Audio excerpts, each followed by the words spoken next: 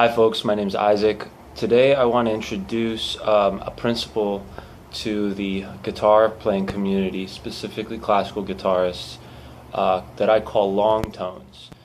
The purpose of this exercise that I'm going to show you is to develop your technique specifically for power, control, tonal quality, and just depth of tone. One thing that I've noticed in a lot of modern guitarists and in the way that a lot of people are developing in the classical guitar world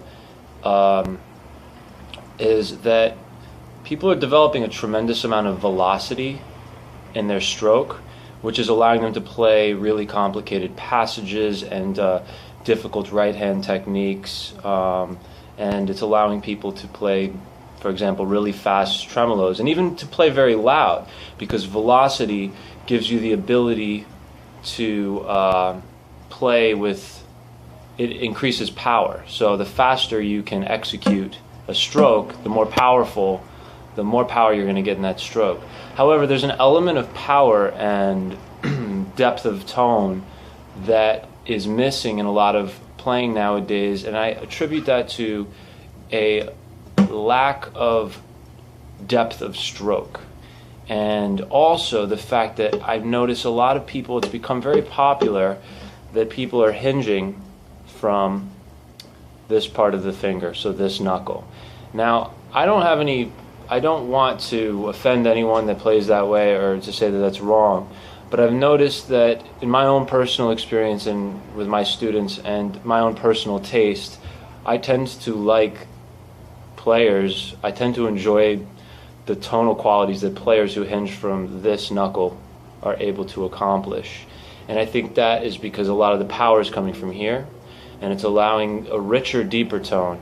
So when you listen to people like Segovia and Julian Bream and some of the older generation of guitarists, I think they spent more time developing their tone, not just in terms of how they attack the string and where they place their fingers on the string, but also in terms of the amount of squeeze that they actually put on the string. There's a lot more squeeze in that style of playing. So to really get into the string and squeeze is kind of what we're aiming for with this exercise. Now, I call this long tones because this exercise is sort of multifaceted. We'll do it today with the arpeggio just as an example, but it can be done with any kind of right hand technique. You can do it with tremolo, you can do it with scales, you can do it with rest strokes, you can do it with free strokes, but we'll do it with an arpeggiated right hand technique. So we'll do P, I, M, A, M, I.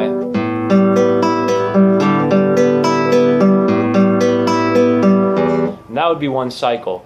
That wasn't the exercise. That was just a demonstration of the pattern that we're using. The exercise is incredibly slow. So today I'm just gonna go through this exercise for 1/3 of one cycle, or a portion of the cycle. So I'm just demonstrate P, I, M, A, M, I using the long tone exercise, because I don't want to take up too much extra time, and it's just going to be boring because it takes a really long time to go through it. If you are doing the exercise properly, it's gonna require about 5 minutes of your time just to get through one cycle.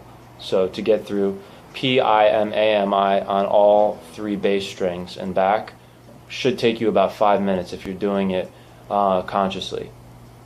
So there's a lot of different parameters here, but I'm not gonna overwhelm you with too many different things. We're gonna save some of that for another video. There's a basic principle that I want to get across in this video, and that is how to play this exercise. And my leg rest is a little janky right now, so I'm just going to rest on my knee and turn it sideways so you can see what I'm doing. Basically, I'm going to plant all of my fingers. So my I, M, and A finger are going to plant on the treble strings. And if you play flat, fine. If you play on the side, fine. If you do the lean the way that I do, that's fine too. Whatever you do, it doesn't matter. You can practice it anyway. And on different days, you can do this exercise with different hand positions. The more agility you have in different positions, the bigger your tonal color palette is going to be, and that's the whole idea of the type of exercises that I encourage. So the way you're going to start is like this. You're going to sit comfortably.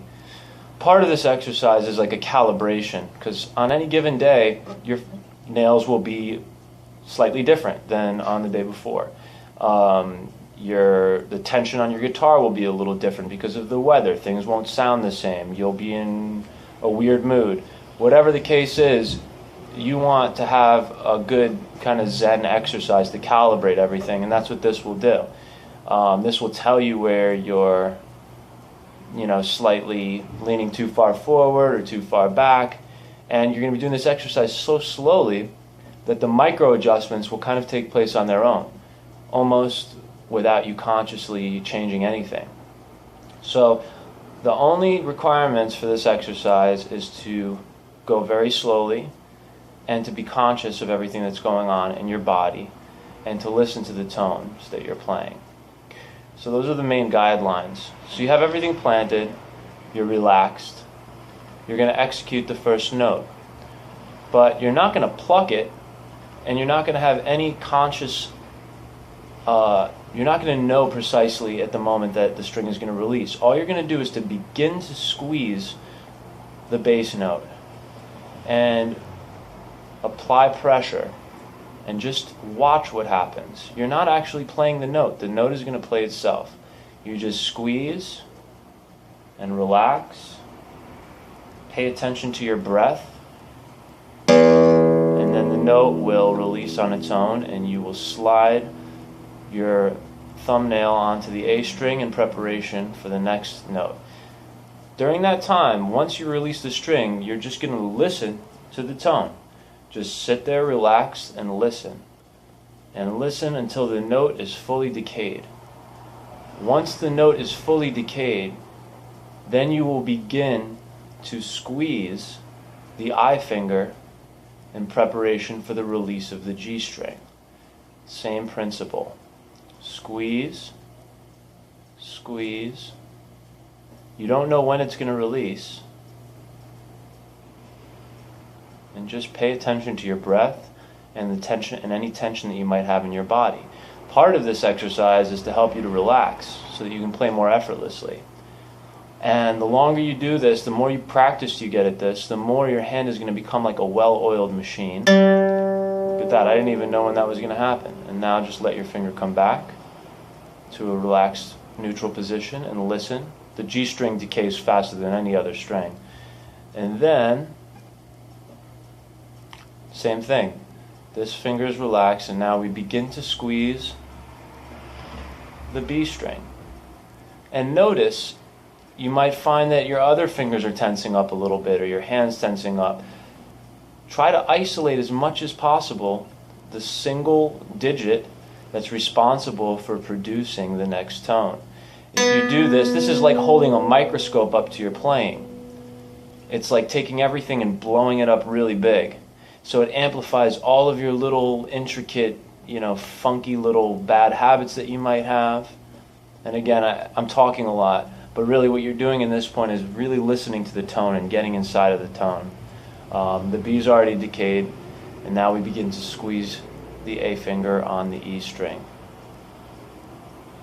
And again, notice where there's tension in your body.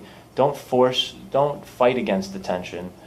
Don't get frustrated. Try to just acknowledge, and just acknowledging the tension in your body will be the beginning stages of your body naturally releasing that tension on its own.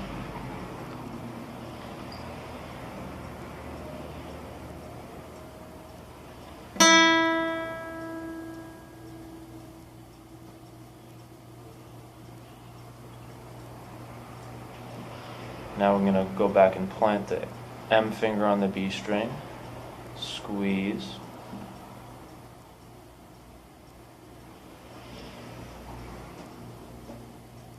you'll notice if you've been doing this for 5, 10 minutes, 20 minutes even on some days, you'll notice that the depth of your tone will get richer and richer as you go on. record yourself doing this exercise and see how your tone changes.